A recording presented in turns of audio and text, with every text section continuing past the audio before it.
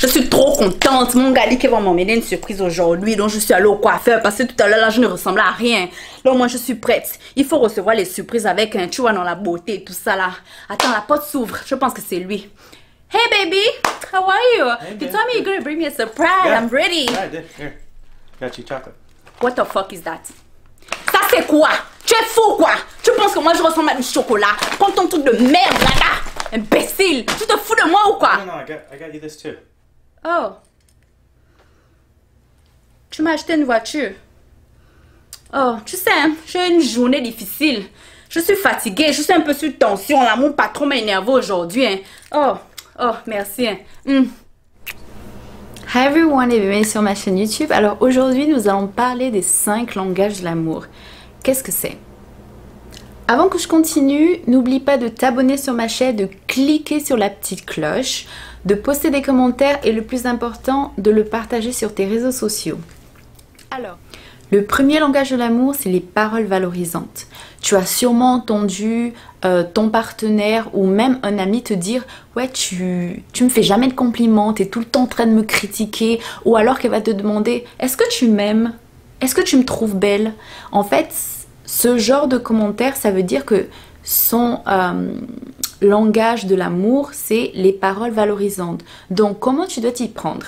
Si par exemple tu vois cette personne bien habillée, tu peux dire « Ah, j'adore comment t'es habillée, t'as tout le temps bon goût, j'adore ton parfum, ça sent tellement bon, en plus ce que tu portes ça te va tellement bien. » Ou alors si cette personne a été promue au travail, tu fais du genre « J'avais aucun doute, t'es tellement intelligent, franchement tu le mérites. » Ou alors si cette personne par exemple vide la poubelle, tu veux dire « Oh mon Dieu, je déteste le faire et grâce à toi j'ai pas à le faire, je te remercie, franchement c'est adorable de ta part, j'adore. » Donc si toi tu n'as pas l'habitude, c'est vrai que ça va être difficile, mais essaye dès aujourd'hui de faire de petits compliments, mais ne fais pas les mêmes compliments tous les jours parce qu'elle va penser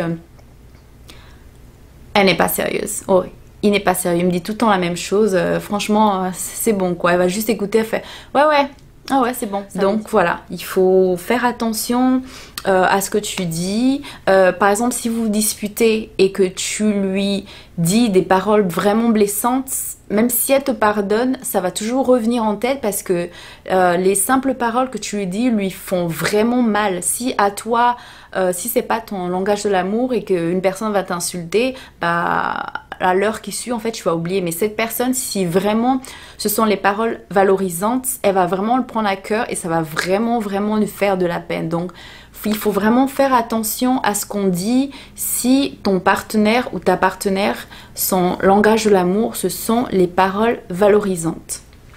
Numéro 2, les cadeaux. Tu vas entendre, tu m'offres jamais rien. Si tu vas en voyage, n'oublie pas de m'apporter un petit cadeau. Ou ouais, tu m'offres jamais de fleurs, t'es pas attentionné, etc. C'est des petites phrases comme ça qui doivent te mettre la puce à l'oreille. Donc, ce que tu peux faire, si par exemple je regarde un journal ou un magazine en faisant des petits commentaires. Oh, cette chaussure, elle est trop belle. Oh, j'aimerais tellement avoir cette robe. Ou alors, si je regarde la télé, que je fais un commentaire. Oh, franchement, j'adore le style qu'elle a, etc. Ça, en fait, tu devrais prendre note. Ou alors, si je ne fais jamais ce genre de commentaires, tu peux dire, écoute chérie, j'aimerais vraiment t'offrir quelque chose que tu aimes. Est-ce que, s'il te plaît, tu pourrais me faire une liste de tout ce que tu aimes? Au moins, lorsque tu auras cette liste, tu n'auras pas besoin en fait de te casser la tête en disant mais qu'est-ce que je vais lui offrir et tout, je sais pas, etc. Ou alors, ça t'évitera d'acheter quelque chose qui ne lui plaira pas. Donc voilà, ça peut être... il n'y a pas besoin que ce soit cher en fait. Ça peut être, si tu sais que cette personne adore les fleurs, bah, tu peux acheter même une rose. Ou alors tu peux même couper en fait les fleurs chez le voisin. Du moment en fait que tu offres quelque chose, il ne faut pas offrir quelque chose seulement parce que c'est l'anniversaire, que c'est Noël, etc. Mais si pendant ce temps-là, tu offres un petit cadeau, ça veut dire en fait que cette personne va penser « Oh, elle a pensé à moi » ou « Il a pensé à moi, ça me fait trop plaisir, etc. » Donc voilà. Si ton partenaire, son langage de l'amour, c'est les cadeaux, offre quelque chose, pas tous les jours, ça peut être une fois par semaine ou une fois toutes les 2 semaines, mais quelque chose, un petit truc en fait qui va le rappeler à cette personne, bah en fait, elle a pensé à moi ou il a pensé à moi. Alors, le 3e langage de l'amour, ce sont les services rendus. Tu vas entendre, tu ne m'aides jamais dans la maison, tu ne fais jamais le ménage, la poubelle elle est toujours pleine, tu attends toujours que ce soit moi qui le fasse. Les toilettes, ça fait 2 jours que c'est dégueulasse, tu n'as rien fait, tu attends toujours que c'est moi qui fasse tout dans la maison. Voilà, ce genre de réflexion, ça veut dire que son langage de l'amour, ce sont les services rendus. Donc, si moi, mon langage de l'amour, c'est les services rendus, qu'est-ce que je vais faire pour toi? Je vais par exemple faire le ménage, je vais faire à manger, je vais tout le temps te rendre service en fait. Je vais par exemple, si je regarde la télé, je vais t'apporter un verre d'eau pour te dire, bah, écoute, je sais que depuis le matin tu n'as pas bu de l'eau, voici un verre d'eau. Ou alors tu peux apporter des pop-corn, des petits trucs comme ça. Ou alors, si c'est le jour où vous avez décidé de faire la lessive, et ben tu te réveilles avant et que tu fasses la lessive, c'est des petits trucs comme ça qui va vraiment faire plaisir. Si la personne, par exemple, tu détestes vider la poubelle et que bah, tu le fais, elle va dire « Oh mon Dieu, franchement, je suis super contente parce que je déteste le faire et grâce à toi, j'ai pas besoin de le faire. » Voilà, il faut que ce soit des petits services que tu rends à la personne. Si j'ai envie de manger du pain, tu vas me dire, bon écoute, je vais t'acheter du pain. Tu vas faire, oh c'est trop gentil, merci, j'ai pas besoin de sortir. Tu vois, c'est des petits services comme ça en fait qui font plaisir. Toi, tu vas dire, mais enfin, c'est normal en fait, c'est la routine. Mais non, cette personne-là, si son langage de l'amour, c'est les services rendus, ça va vraiment, vraiment lui faire plaisir. Ensuite, le 4e langage de l'amour, ce sont les moments de qualité. Les moments de qualité. Tu vas entendre, on ne passe jamais de temps ensemble. Tu es tout le temps en train de faire quelque chose d'autre quand on est ensemble, etc., etc. Donc, si par exemple, quand cette personne te dit ça et vous êtes assis, par exemple, au salon, en train de regarder la télé, tu vas dire, on est en train de passer du temps ensemble maintenant. Qu'est-ce que tu veux? On passe tout le temps, on est tout le temps ensemble, on se voit tous les jours, c'est quoi ton problème? Mais en fait, si tu regardes la télé avec cette personne, tu ne lui donnes pas entièrement ton attention parce que vous êtes distrait en fait par la télé. Cette personne, ce qu'elle veut, c'est quoi? Emmène-lui au restaurant, pas de téléphone sur la table. Vous passez un moment ensemble autour d'un bon dîner où vous allez au parc, je sais pas, faire un pique-nique.